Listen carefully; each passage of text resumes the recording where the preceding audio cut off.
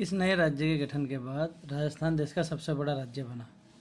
तो इसका उत्तर होगा छत्तीसगढ़।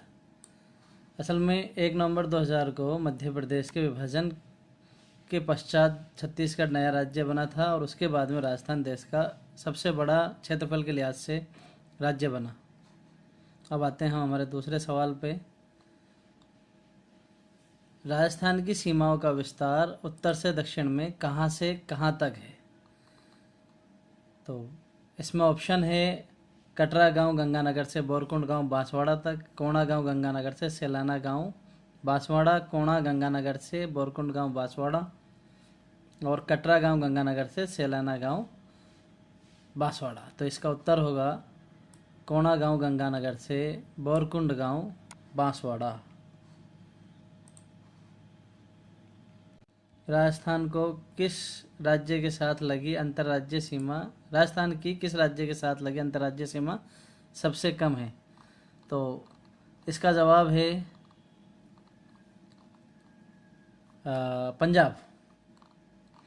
पंजाब राजस्थान की सबसे कम जो सीमा लगती है वो है राजस्थान की पंजाब के साथ मात्र जो है 89 किलोमीटर की सीमा लगती है, जबकि सबसे ज़्यादा मध्य प्रदेश के साथ लगती है और लगभग 1600 किलोमीटर के आसपास की सीमा हमारा जो प्रदेश है वो मध्य प्रदेश के साथ बनाता है।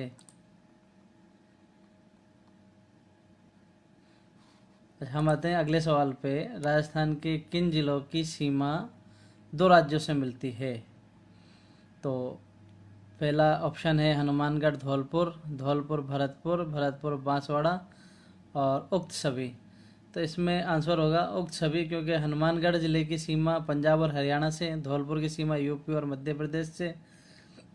इसी प्रकार हम आते हैं भरतपुर, तो भरतपुर की सीमा हरियाणा और यूपी से और बांसवाड़ा की सीमा भी गुजरात और मध्य प्रदेश से लगती है। तो यहाँ आंसर होगा उक्त सभी। आते हैं हम नेक्स्ट क्वेश्चन पर।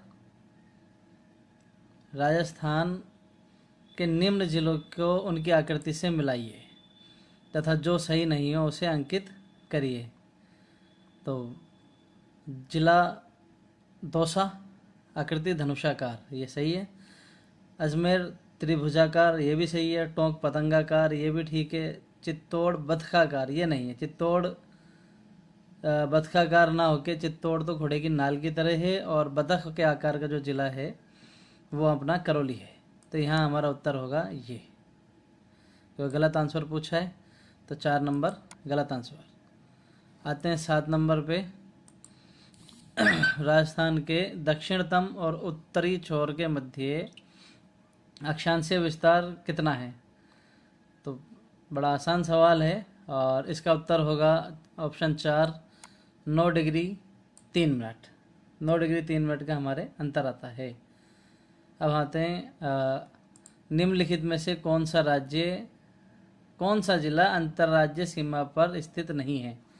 यहाँ सही कर लीजिए, कौन सा जिला अंतर्राज्यीय सीमा पर स्थित नहीं है? तो बारां है, भरतपुर है, करौली है, बूंदी नहीं है। बूंदी अंतर्वर्ती जिला है, तो हमारा आंसर होगा यहाँ बूंदी। अब हम आते हैं अक्षांशीय स्थिति के अनुसार कौन से जिले उष्णकटिबंधीय क्षेत्र में हैं?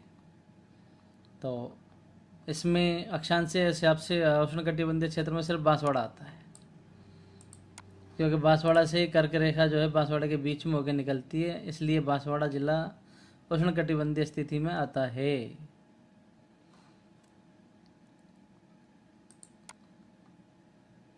राजस्थान का सबसे बड़ा शहर जयपुर है, इसके बाद कौन सा शहर राजस्थान का दूसरा बड़ा शहर है? उदयपुर, बीकानेर, अजमेर, जोधपुर। तो हमारा आंसर होगा जोधपुर।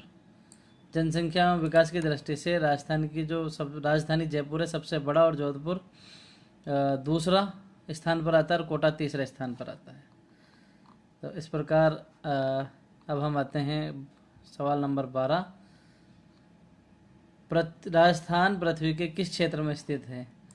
राजस्थान पृथ्वी के किस क्षेत्र में स्थित है? उत्तर पूर्वी गोलार्ध में। असल में हमारा पूरा देश पृथ्वी के उत्तरी गोलार्ध के पूर्वी भाग में स्थित है, तो राजस्थान भी जाहिर बात है कि उत्तर पूर्वी गोलार्ध में ही होगा। अब हम सवाल नंबर 13 पे आते हैं। राजस्थान का मानक समय किस देशांतर रेखा से निर्धारित किया जाता है? राजस्थान का मानक समय किस देशांतर रेखा से निर्धारित किया जाता है? तो इसमें आंसर होगा ऑप्शन नंबर 4। हमारे देश की एक ही मानक समय रेखा है 82 से 1/2 पूर्वी देशांतर, जो इलाहाबाद से होकर गुजरती है। अब हम आते हैं सवाल नंबर 14।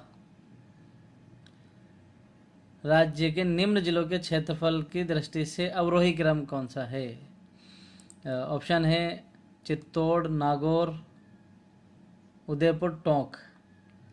तो हम देखेंगे सबसे बड़ा जो क्षेत्रफल होगा वो होगा नागौर का 17,718 वर्ग किलोमीटर और उदयपुर का 13,419। तो नागौर बे और ए से कौन सा शुरू हो रहा है? बे और से बे और से यही ऑप्शन शुरू हो रहा है 1 नंबर। तो हमारा जवाब भी यही होगा, क्योंकि चित्तौड़ का 1,058 और टोंक का 7,000 और चित्तौड़ का 10,856 और टोंक जिले का 7,194 किलोमीटर होगा। तो सबसे बड़ा ज़िला नागौर, फिर उदयपुर, फिर चित्तौड़ और उसके बाद में टोंक। अब हम आते हैं सवाल नंबर 15। निम्न में से कौन सा जिला राज्य के बांगड़ प्रदेश के ज़िलों में शामिल नहीं है? तो यहाँ हम देखेंगे राजसमंद, झुंझुनू, सीकर और चूरू। तो बांगड़ क्षेत्र लूनी नदी और उसकी जो सहायक नदियाँ हैं उनका आंतरिक प्रवाह क्षेत्र है, जिसमें शेखावटी के झुंझुनू, सीकर, चूरू जिले आते हैं और पाली जिले का कुछ भाग आता है। तो यहाँ उत्तर होगा राजसमंद।